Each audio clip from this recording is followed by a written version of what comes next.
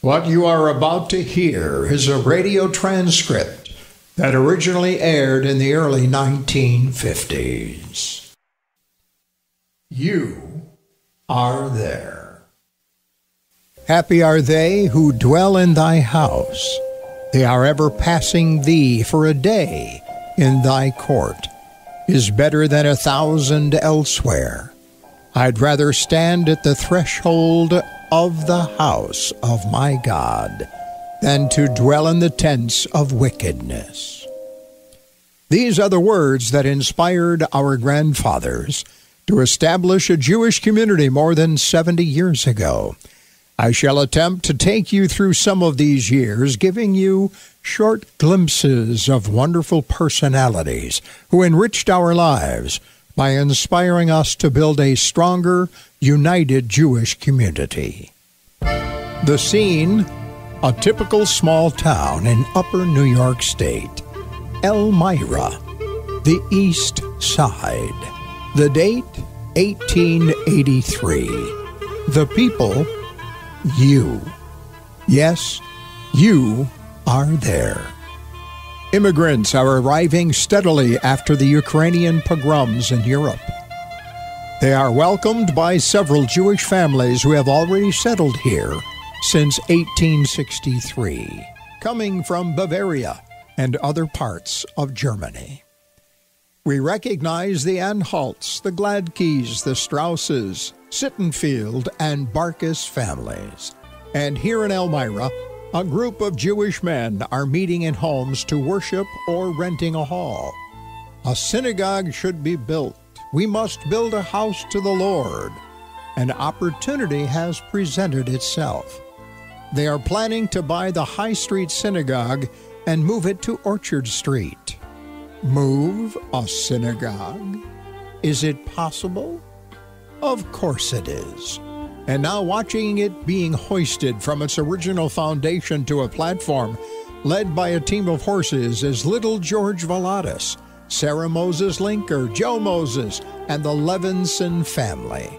How are they going to get it over the corner of High and Water Street? They've got to chop a tree down where the present Schreiber's Pharmacy is to get it around the corner. Here it comes down Water Street, and folks on Orchard Street are standing on their porches waiting for the building to arrive to be put on the new foundation. Also waiting is Joe Roberts, the first president of the congregation, talking to Simon Levy, Mr. Highbush, Nathan Roppy, Zebulon Barkas, Mr. Fisher, Jacob Moses, Simon and Jake Oppenheim, Mr. Baltimore, Abe Marks, Charles Robinson, and of course, Mr. Joseph Lewis.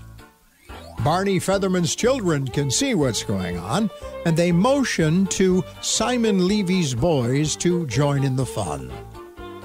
A synagogue is to be erected, and there's much joy. A charter is issued in the year 1888 to Congregation Shomrei Hadass Anshe Neustadt. Neustadt from the former name of Elmira, and for the many new congregants. And so proud of this achievement is Nathan Rubin, who thinks this is a pretty good town to tell his brothers and cousins about. He begins writing letters to Dave and Louis Rubin and Michael Mendel Rubin. Please come to Elmira, he writes. This town will need newspaper stores, gasoline stations, automobile repair shops. Please come.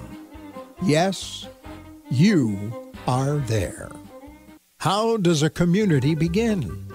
What did our members do for a living? Who did the helping and who did the hollering? These are the questions I asked so many of our members, and their memories all say,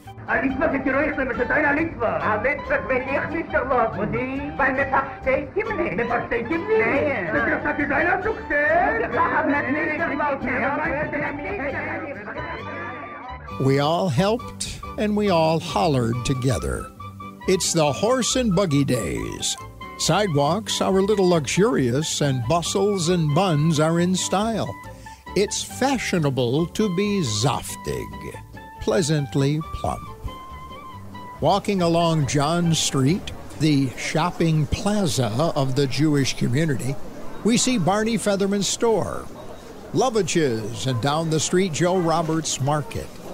Across the street is Sullivan Street Synagogue, which was built with pride, and a Talmud Torah with Chaim Cohen as their first president, a beloved and respected man. And Charlie Robinson was their vice president. The rabbi was Harry Goldstein. They encouraged their members to appoint Dr. Geller to be the first Hebrew school teacher of the synagogue. Making sure that the teachers give good training is Barney Waxman and Philip Miller. New men are beginning to help daven for the congregation, and we find Nathan Golas and Abe Siskin sharing the mitzvot.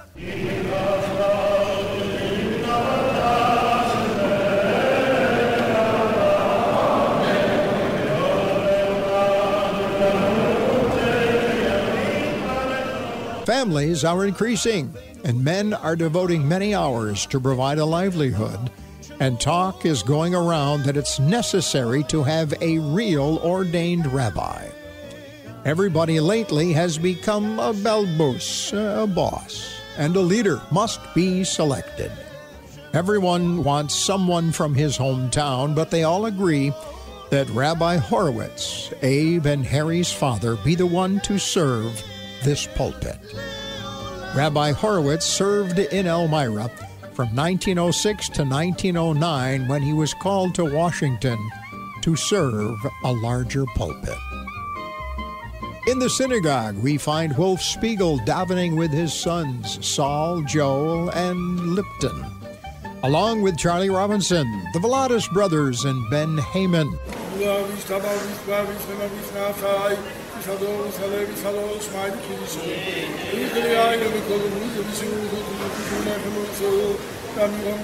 Alterowitz families attend meetings and support fundraising projects. Sullivan Street Synagogue places a great emphasis for using their synagogue for joyous occasions and supper parties, Simchat Torah celebrations. Purim Sukkahs were always the talk of the social season. Catering was unheard of then, and women who didn't have transportation to get around, and they had no refrigerators to help them prepare, nor recipe books to guide them, turned out the most delightful Molset meals their families were privileged to eat. I believe this congregation showed great teamwork. Every woman felt like an Ashes Chayil, a woman of valor. And you are there. By 1910, there are 3 Jewish institutions. The Children of Israel, 110 High Street, Rabbi Jacob Marcus.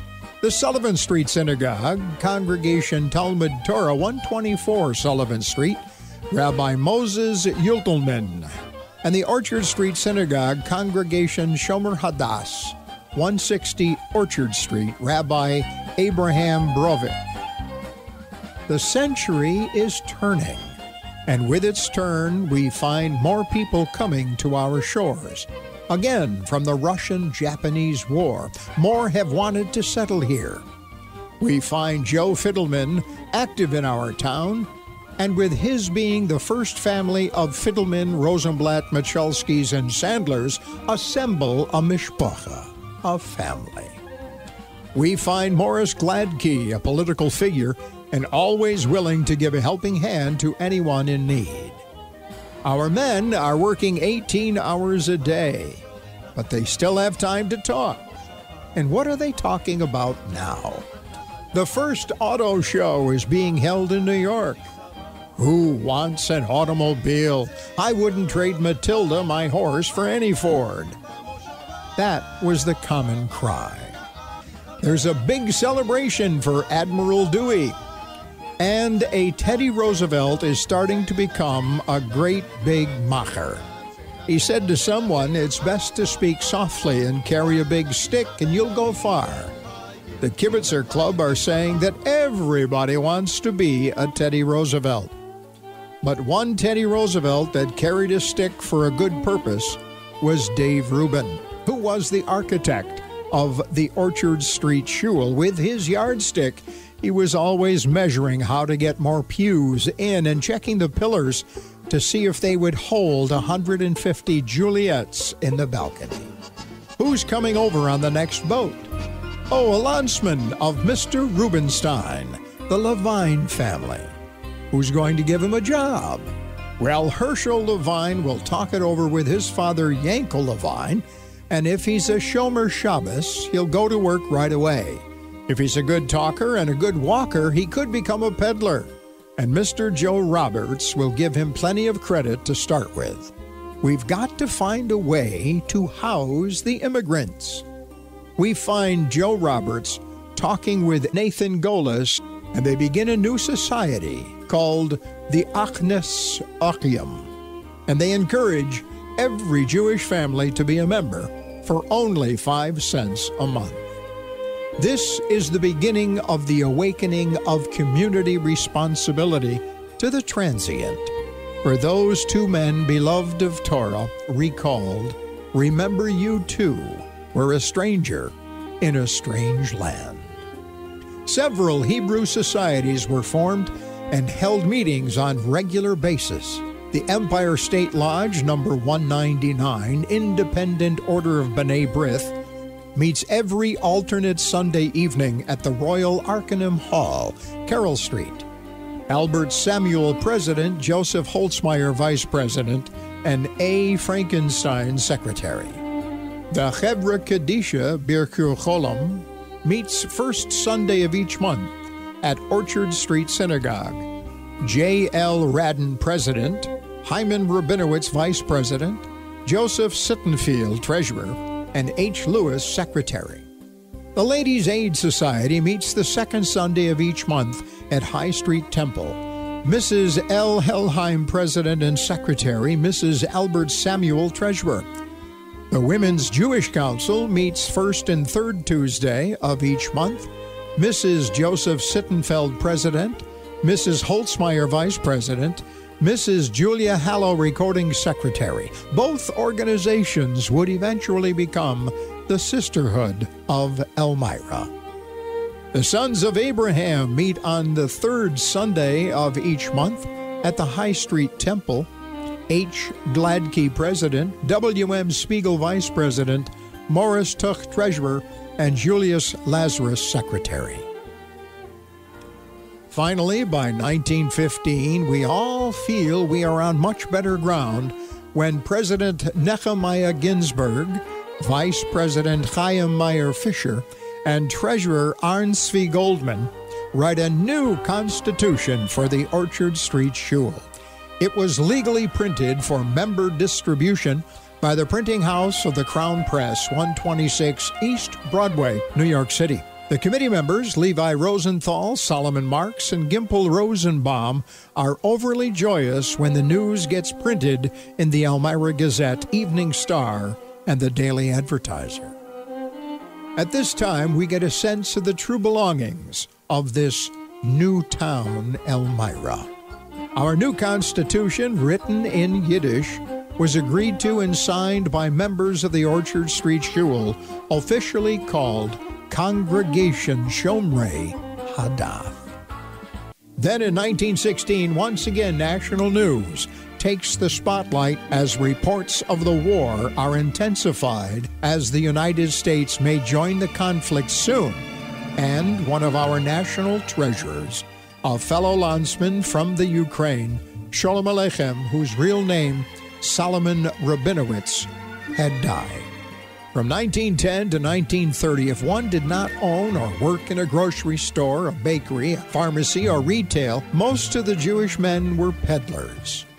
Schulman, Moseson, Kopp, Josephson, and Kaplan. We see them traveling daily, covering a radius of 100 miles in all directions from Elmira, carrying packs of everything from dry goods to eyeglasses.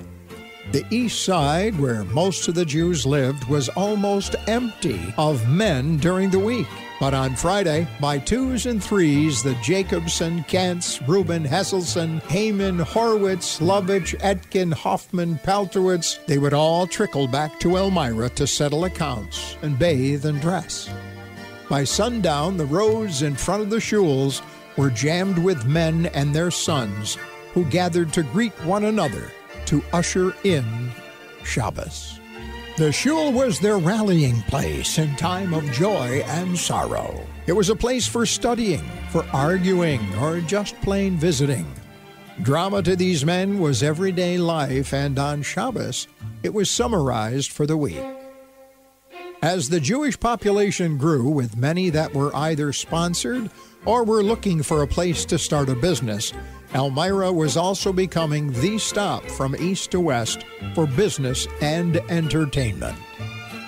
By 1935, the well-established reform movement had a re-evaluation where members began to question the original reforms, and a movement had begun to return to a more traditional approach to Judaism, distinctly Jewish and distinctly American, but also distinctively non-Christian. The last Yiddish sermon at the Orchard Street Shul was given by Rabbi Abraham Samuels in 1935, which created a sense of change that was apparent for better or worse. Se du Menschen nicht weiß, wo stehen etwas. Se du Menschen, wo stehen noch ein bisschen. Se du Menschen, wo schlafen 8 Stunden am Tag. Se du solche, wo schlafen. After the bombing of Pearl Harbor, December 7, 1941, most Jewish men of an accepted age signed up to defend America. Names like Waxman, Siskin, Platt, Spiegel, Golas, Stemmerman, Herman, Epstein, and Goldstein, to name a few. The Sullivan Street Talmud Torah Synagogue had burned down, and all of its members moved to the Orchard Street Shul Shomrei Hadath. The Hebrew school had overflowed with students, and both High Street Temple and Orchard Street Shul discussed a possible move to the west side of Elmira and construct new buildings. Shortly after the return of the Jewish servicemen, a new feeling of pride consumes the entire Jewish community with the establishment of the State of Israel in 1948.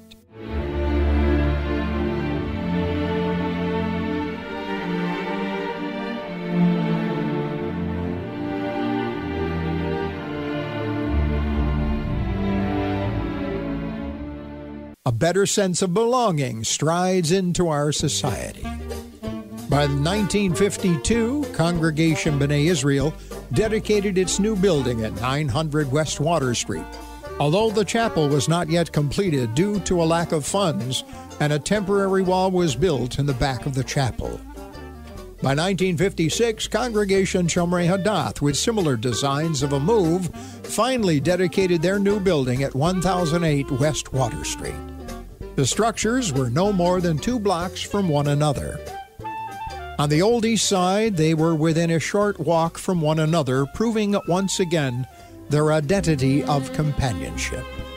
In 1957, business prospered, and so did the next influx of Jews, like Bronstein, Appel, Jacobson, Levine, Granoff, Leventhal, and Levenger.